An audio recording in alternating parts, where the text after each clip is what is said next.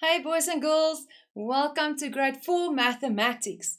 Now in term 1 we spoke about flow diagrams, but we used numeric patterns and that means that we used numbers. Now for this term we're going to focus on geometric patterns.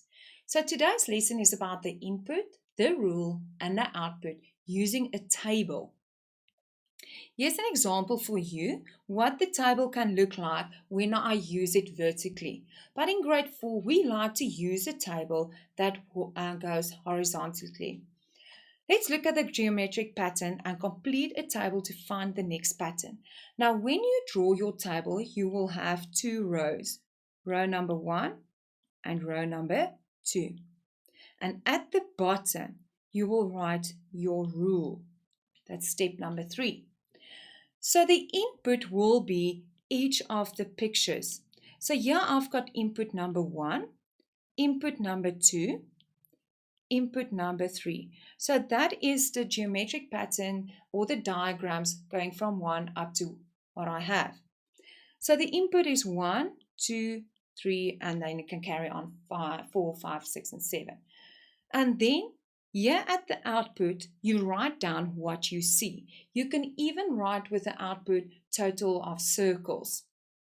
The input is for the diagram number or picture number 1, picture number 2. The output will be how many circles. So now I see there's only one circle, so I go and I write 1. There I count 4 circles and I count 9 circles. I gave you these two pictures so you can go and count and see if we did it correctly, but I don't want to fill that in now. I want us to work out what is the rule. Now, I wonder if you can remember the cool tip I gave you in term 1 to see what number will definitely be part of your rule, or most of the time, 90% of the time. I go and I look what happened from 1 to 2 and 2 to 3 with my output numbers. From 1 to 4, I added 3. From 4 to 9, I added 5. Now I can see the numbers is not staying the same. So now I'm thinking, oh my goodness, what do I do now? But when I look from the top to the bottom, let me just erase that, we can see it properly. When I look from the top to the bottom, 1, 1, 2, 4, 3, 9. When you know your timetables, you will pick up something here. When I multiply the input by itself, I will get the next number. And that's why I gave you diagram 4 and 5, so you can go and check me. So now I get an input for 4. I'm saying that the rule is multiply by itself. So 4 times 4 equals to 16, and 5 times 5 equals to 25. So you can go and count this. It's 4, 8, 12, 16. Did I get 16? Yes. Here we can count again. Is 5 in a row. 5, 10, 15, 20, 25. Did I get that answer? Yes, I did.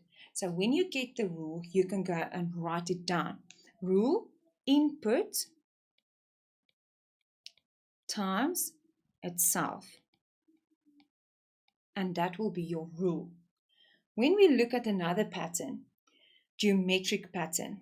Here, remember the input is your diagram number. So diagram 1, 2, and 3. How many squares do I have? 1, 2, 3, 4, 5. And that's where we wrote 5. And here I've got 8 and then 11. Now let's see what happened from the one output to the next output. 5 to 8 is plus 3. 8 to 11 plus 3.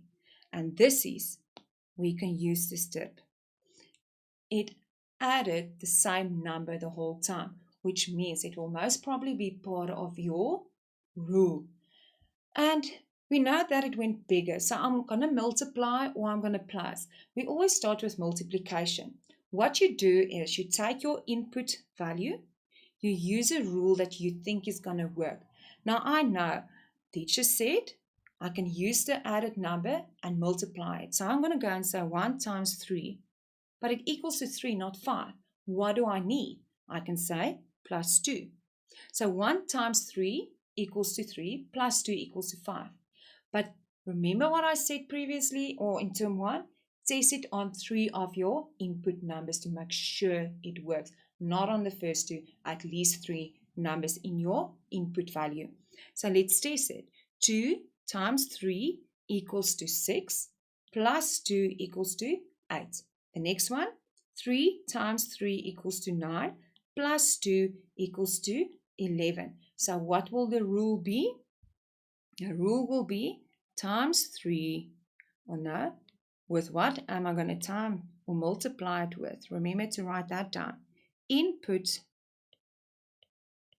times 3, and I put it in brackets because it's the first calculation I'm going to do, plus 2. So that will be the rule. And now I can complete my table. 4 times 3 equals to 12, plus 2 equals to 14. 5 times 3 equals to 15, plus 2 equals to 17.